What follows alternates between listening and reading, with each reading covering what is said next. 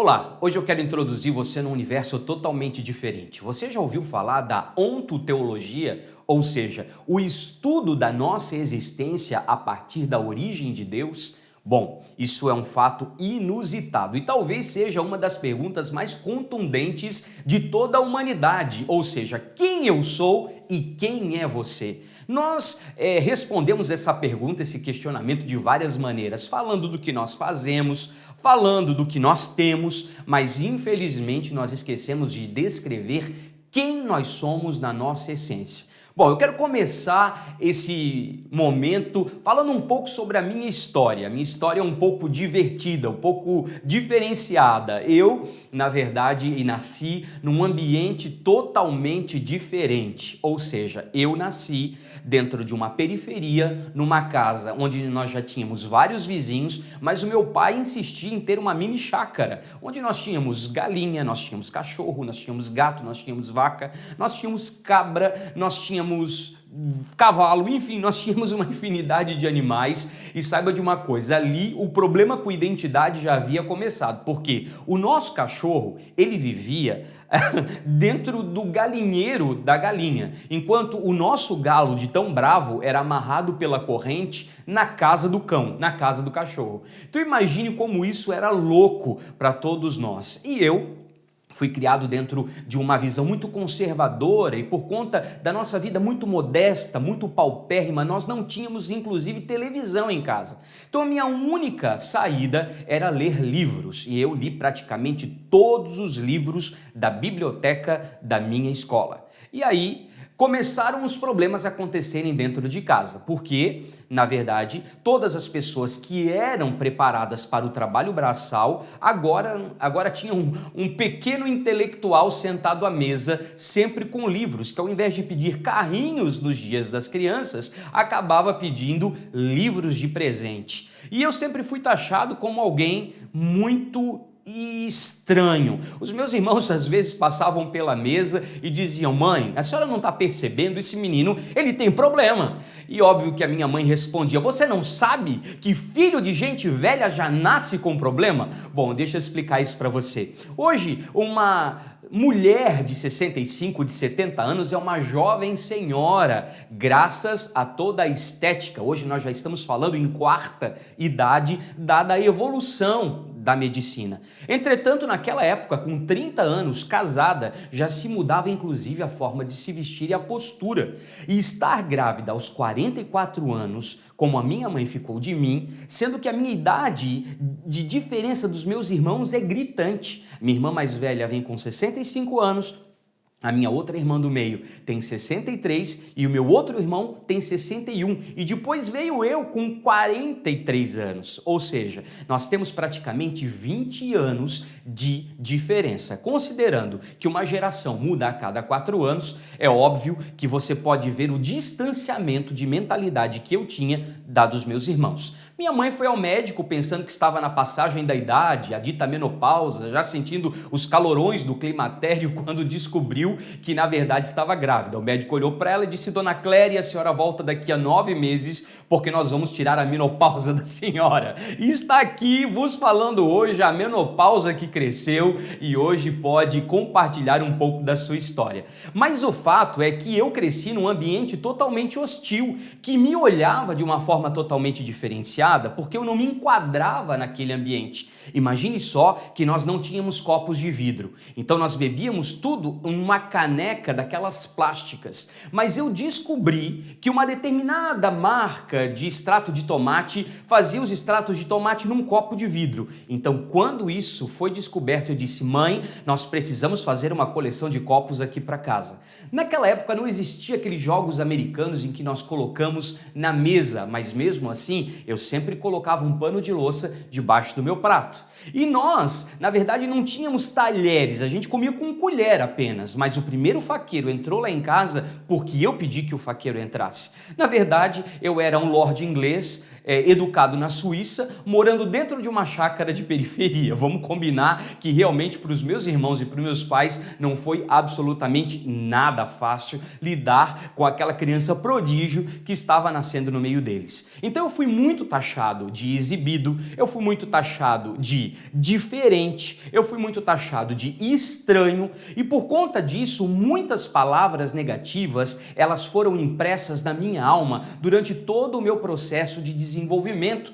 Ele é sensível demais, enfim, mas houve uma época que eu pude ressignificar todas essas palavras que foram liberadas de maneira contrária, contra a minha essência, contra a minha natureza. E eu descobri que o exibido, na verdade, era um comunicador. Eu descobri que o diferente, na verdade, tinha uma mentalidade criativa e disruptiva, que aquele sensível, na verdade, era um poeta e que o estranho realmente havia nascido para fazer a grande diferença. Porque quando o meio em que você vive, ele percebe que você é um corpo estranho, a tendência é que se faça um expurgo ou uma repelência daquilo que não é parecido com aquilo que já está acontecendo de uma maneira trivial, porque você está quebrando, na verdade, uma regra que já acontece de forma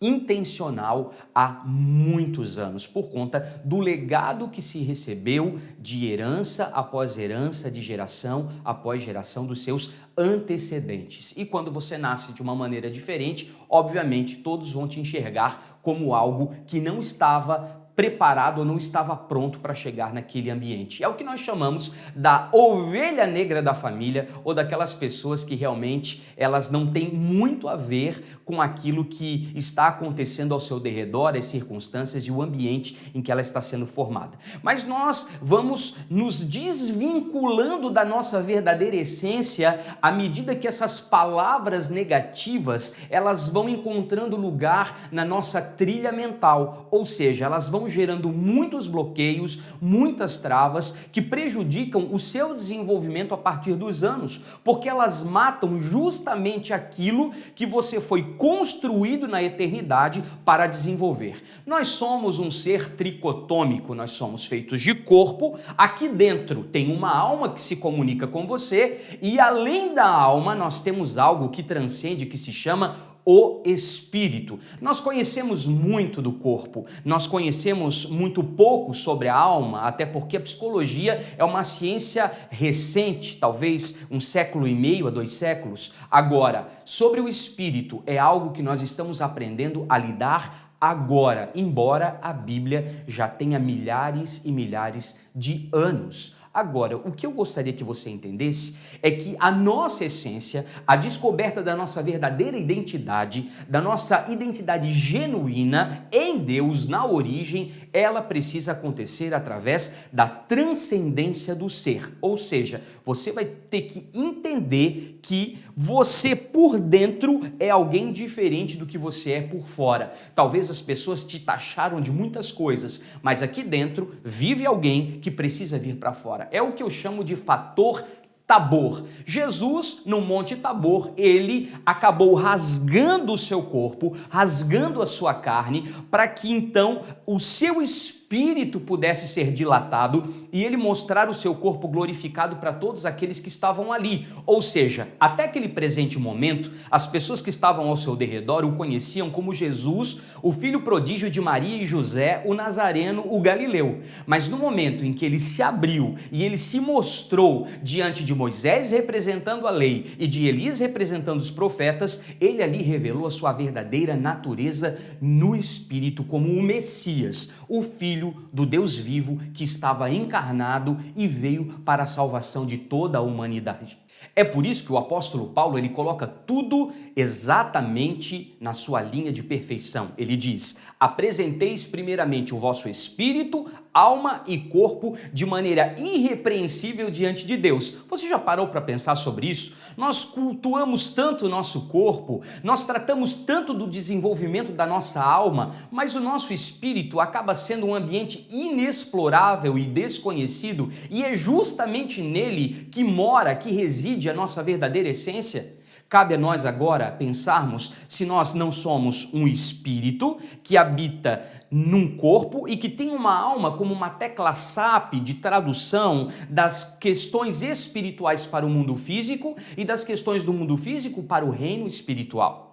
Então nós precisamos nos ressignificar, mas essa ressignificação, ela não pode acontecer somente no padrão mental ou através dos nossos hábitos, de uma forma comportamental. Na verdade, nós precisamos de uma transformação interior que aconteça de dentro para fora, ou seja, que atue na matriz, na semente, na raiz e dali para fora você comece a perceber uma verdadeira transformação no seu viver. Foi o que aconteceu comigo. Na verdade, eu tive que redescobrir tudo aquilo que Deus tinha desenhado como propósito na minha vida e parar de enxergar justamente o que eu trazia de potencial como um grande problema que havia sido liberado sobre a minha vida. Então eu trazia as minhas próprias vantagens, benefícios, qualidades, habilidades, talentos como um fardo sobre os meus ombros, quando na verdade era tudo aquilo que faria eu ser quem eu sou. E a nossa formação humana, a nossa cultura, a nossa sociedade, a nossa religiosidade e a nossa mentalidade foram formatadas pela vida. Bom, e nós precisamos fazer aqui uma desconexão verdadeira. Deixa eu explicar algo para você. Quando o pai de Abraão, Terá, ele foi chamado da terra de Ur dos Caldeus para ir para Canaã, a terra que manava leite e mel. No meio do caminho, ele para com a morte de Harã, o seu filho, e ali ele o sepulta e morre também com ele. Morre, na verdade, no sentido emocional, porque por conta do luto, ele acaba perdendo o destino e o propósito, e se vincula àquela dor da perda, colocando o nome daquela própria terra como terra de Harã. O seu irmão, Naor, ele agora, por questões culturais, precisava se casar com a viúva do irmão para gerar descendência com o mesmo padrão de DNA, porque o povo hebreu, já no início mesmo da sua caminhada, não se misturava com outros povos. Então sobrou quem? Abrão, que na verdade se tornou Abraão, pai de nações. E a ordem de Deus foi: Abraão, sai da tua terra e da tua parentela e vai para a terra que eu vou te mostrar. Ou seja, Abraão recebeu uma palavra que no original hebraico significa: Abraão, saia de dentro de ti para ti mesmo, ou seja, descubra quem você é. Você precisa se desvincular dessa parentela. Essa palavra parentela, na etimologia da palavra, ela significa relacionamentos familiares adoecidos. Tudo aquilo que você recebeu de informação durante toda a sua vida e que deformou a sua identidade, que transtornou a sua natureza e que fez você, ao invés de ser uma pessoa plena, completa e convicta de quem é, acaba transtornando ao invés de transformar. Imagine que nós servimos um Deus que declara para Moisés que quando Moisés fosse ter com Faraó e Faraó lhe perguntasse quem havia o mandado, Moisés deveria declarar como grande legislador: quem me enviou para livrar o povo hebreu da escravidão do Egito, da mentalidade escravagista, faraônica, egípcia, foi o grande Eu Sou. Se o Deus diz que é, e se nós fomos feitos à imagem e semelhança de Deus, então isso quer dizer que nós também somos. Nós somos feitos primeiramente para ser. E essa é uma grande descoberta. Mas nós precisamos fazer esse desligamento. O próprio Cristo um dia disse para os seus discípulos: olha, aquele que não deixar pai, mãe, família, filhos, irmãos, por amor de mim, não é digno de mim. E aquele que fizer isso nessa mesma vida, receberá galardão duplicado. Ou seja, eles seriam presenteados por abandonar toda essa vida. Agora, esse mesmo Jesus, ele dá uma verdadeira surra nos fariseus no Evangelho segundo Marcos, falando que o primeiro mandamento com promessa na Torá era justamente honrar o pai e a mãe para que se prolongasse seus dias na terra. Então não parece paradoxal, não parece antagônica essa ideia de que Jesus ao mesmo tempo diz para deixar e ao mesmo tempo diz para honrar? Não. Quando nós entendemos em nível de espírito, o que Jesus queria dizer é o seguinte: você precisa se livrar de todas as informações falsas que foram liberadas como profecias negativas sobre a sua vida e que maldisseram a sua carreira e o seu futuro e que por isso deformaram o seu caráter, e se desvincular de toda essa influência e passar a descobrir quem você é em mim. Então entenda que nós precisamos descobrir qual é o nosso propósito de vida com base em quem nós somos. Por que as pessoas bem-sucedidas, elas sabem exatamente quem elas são e o sucesso acontece com elas? Porque elas estão encaixadas exatamente onde Deus as colocou. Mas o propósito, como muitas pessoas vêm explicando por aí, não é o fim em si mesmo, ou seja, ele não fica no seu futuro, ele não está à sua frente. O propósito é a jornada que Deus vai construindo em você, vai desenvolvendo em você, vai esticando em você dia após dia para essa descoberta. Ou seja, Adão, ele foi feito à imagem de Cristo, à semelhança de Deus Pai, e recebeu o fôlego do Espírito. Imagine só que quando Adão peca, ele perde essa condição. E quando nós recebemos a Cristo, nós recuperamos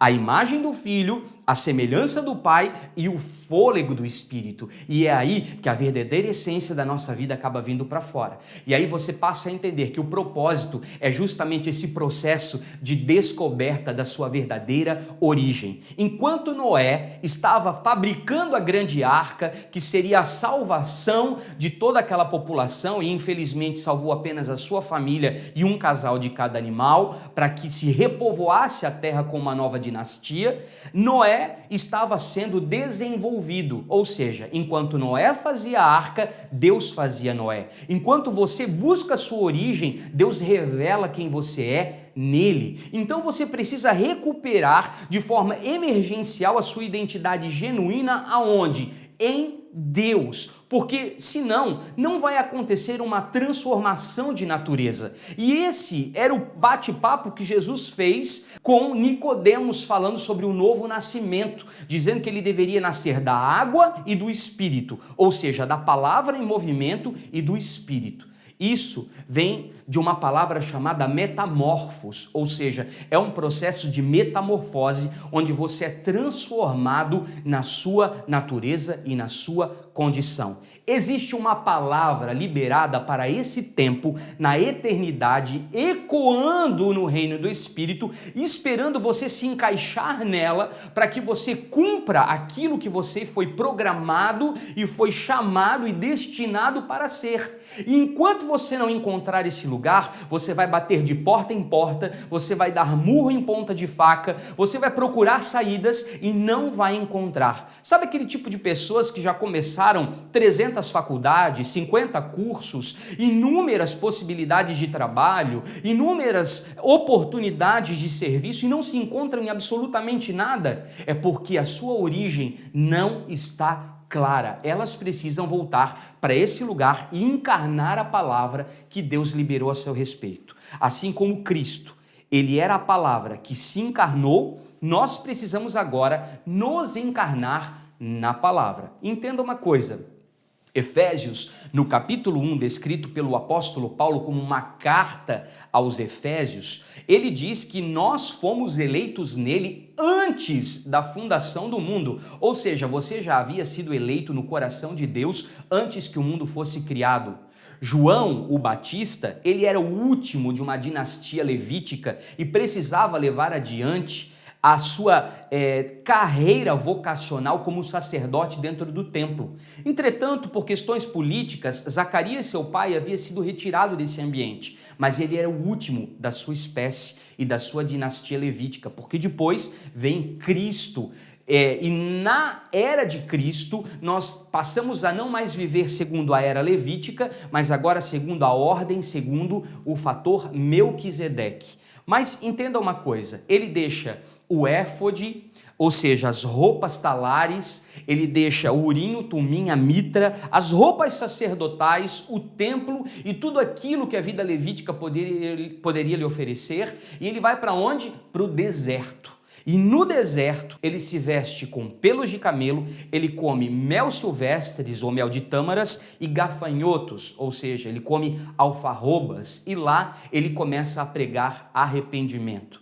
Por quê? Porque como essênio, ele leu nas escrituras, a partir da descrição, ou seja, reescrevendo Isaías, que haveria uma voz que clamaria do deserto, pavimentando ou preparando o caminho do Salvador. Ou seja, ele foi o precursor que anunciou a vinda do Messias. Quando ele leu a palavra, ele disse: esse sou eu. O mesmo aconteceu com o rei Davi, que quando assumiu o trono de Israel, ele disse: eu encontrei todos os meus dias descritos nos teus rolos. Ou seja, Salmo 139 vem dizer que Deus conhecia todos os nossos dias e foi escrito no seu livro, em riqueza de detalhes, tudo aquilo que aconteceria conosco, mesmo quando o nosso corpo estava informe e nenhuma palavra ainda havia na nossa boca. O profeta Jeremias, ele recebe uma palavra de Deus dizendo: antes que tu estivesse no ventre da tua mãe, tu fostes estabelecido como profeta sobre as nações. Ou seja, nós precisamos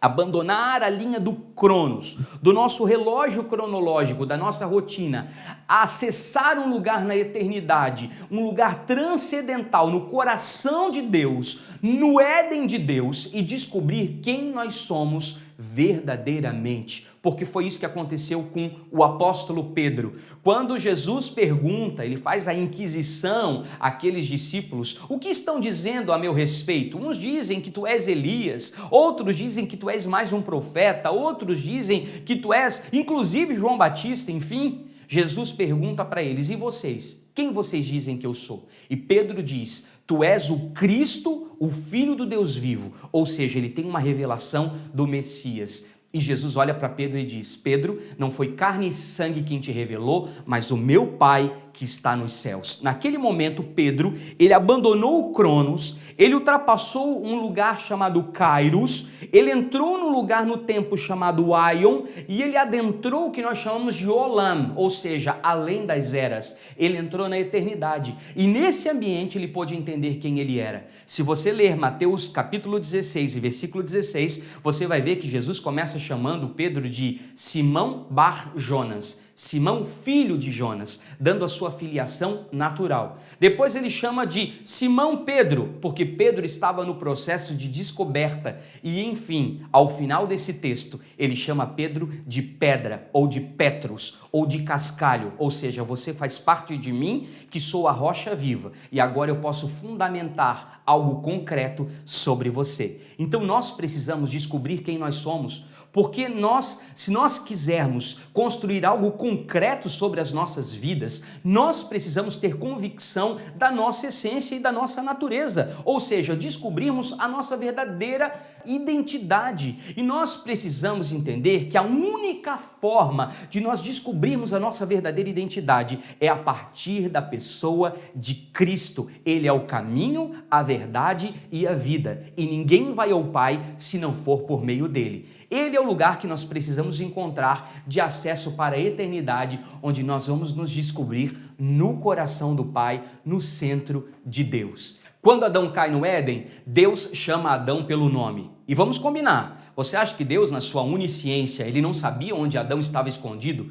Claro que ele sabia exatamente onde Adão estava, mas ele queria saber onde Adão estava. Essa pergunta não é geográfica, essa pergunta é ontológica, ou seja, qual é o lugar no mundo que Adão ocupava? E Deus faz essa pergunta para você hoje: qual é o lugar no mundo que você ocupa? Qual é a sua verdadeira essência, sua verdadeira natureza, sua verdadeira identidade? Essa é uma pergunta ontológica. E eu quero lhes dizer uma coisa: o chamado de Deus para voltar ao coração dele é coletivo. Veja que o bebê chora muito quando ele é tirado do ventre da mãe, porque ele é tirado justamente do seu habitat, do lugar onde ele estava sendo nutrido, onde ele estava seguro, onde ele estava protegido. E por que nós estamos tão insatisfeitos com a vida, procurando tantas respostas? Simples, a resposta está na nossa origem, no lugar onde nós fomos produzidos, onde nós fomos gerados, onde nós fomos sonhados, ou seja, na eternidade. Assim, eu faço um convite a você. Vamos fazer a descoberta de quem nós somos? Isso não está apenas ligado à sua vocação. A vocação é um processo que vem depois de você atender ao chamado de Deus, de você descobrir a sua verdadeira essência, de você descobrir a sua verdadeira identidade, ou seja, de você saber quem você é na sua natureza primal, e quando isso acontece, a sua vocação, então, ela é claramente liberada diante dos seus olhos. Por isso, a sua missão de vida e o seu destino profético e a sua visão para o futuro, elas acabam ficando clarificadas. E aí vai acontecer o que você sempre esperou. Chega de comparações, chegam de competições, chega de complexos, porque você nunca vai tentar ser conforme as outras pessoas são, mas você vai ser exatamente aquilo que você foi chamado para ser. Não existe presença maior na terra, seja dentro da sua família, no seu trabalho, nos ambientes em que você está, do que você saber quem você realmente é. Quando você adentra um ambiente e você se posiciona na sua essência e na sua natureza, tudo à sua volta é transformado. Então, você começa a ter o seu destino profético clarificado. Deixa eu lhe dizer uma coisa para nós concluirmos. Você não é aquilo que a sua história de vida disse a seu respeito. Você não é um resultado, como Locke diz, de uma folha em branco a ser escrita. Você é projeto eterno de Deus. Apocalipse capítulo 2, versículo 17 diz que no céu há uma pedra branca com um nome escrito a nosso respeito, que não conheceu ninguém antes, a não ser aquele que o recebeu. Você tem um nome na eternidade, eu tenho um nome na eternidade, e isso está no coração paterno de Deus, e nós precisamos descobrir. E então, você não vai ter apenas soft skills, você não vai ter apenas hard skills, mas você vai descobrir o que é verdadeiramente ter spirit skills.